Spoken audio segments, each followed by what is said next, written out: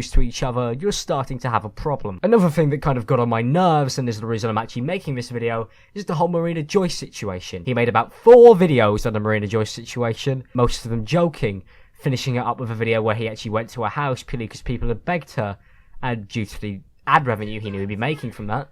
And he sat there with somebody who clearly had a problem, and as you could tell by some of the reactions on his face, he generally believes he's sitting next to somebody who's actually insane. And there's a part of the video that I'm going to watch and react with you here because it's actually hilarious. And you can go to this festival if you click the link in the description if you would like to go to this festival. Look at his face! So make sure that No, look at his face! He can barely hold it in! He thinks he's insane! Look at him, he honestly thinks he's insane. Oh my god, look at him. He's so fucking confused.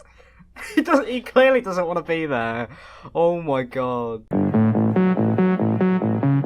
Cashing in on somebody else's misfortune is one of the lowest things you could do. And I've been on the receiving end of that, and it's not somewhere I'd like to be. If I was a friend in need, I wouldn't want to have somebody like ComedyShortsGamer coming over to my house and making a joke video, where he jokingly asks me if I've been kidnapped by ISIS a few times, or pulling some mental faces. As well as this, he also falls under the category of loud equaling funny.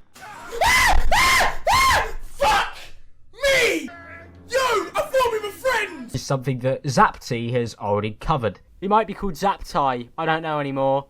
I mean, it's too big of a discussion, so enjoy this video, it's pretty goddamn good. This has been around quite a long time, and for some reason continues to be a dominant form of comedy across all media. And unfortunately, this high-volume comedy set the groundwork for a large majority of gaming or Let's Play channels that, for a time, were a surefire way to experience growth on this site. That is until one man nailed the formula so perfectly, the only way to get any traction was to literally copy and paste his tags, because that actually used to work. And surely, if you have any knowledge of YouTube at all, you already know exactly who I'm talking about. Felix Kjellberg, better known as PewDiePie, is the most subscribed channel on YouTube. You know who he is. His humor when he started gaining traction back in 2010 was based entirely on absurd overreactions and swearing like a 5th grader whose abusive parents finally sacked up and told him that frick is how pussies say fuck. Most notably talentless of these loud as funny Let's Players come in the form of the robust trio, no, I am not making that name up, of Quebblecop, Jelly, and Slogo. These 3 make a fairly large assortment of videos, primarily while working together, and up until recently, all largely focusing on GTA 5 funny moments videos. Not to be one of those people, but I really feel the need to emphasize that funny moments refers to the style of video, not the feeling it actually elicits. His video is pretty incredible, and explains enough of it, so there'll be a link to that in the description. Thank you guys for watching. If you did enjoy, don't forget to leave a like, subscribe if you're new. If we could hit 80 likes, I'd be very happy with that. Thank you to The Detection for pledging $10 to the Patreon, keeping the channel up and running. So neat of you. And I'll see you guys in my next video. Peace out, people, and have a good day.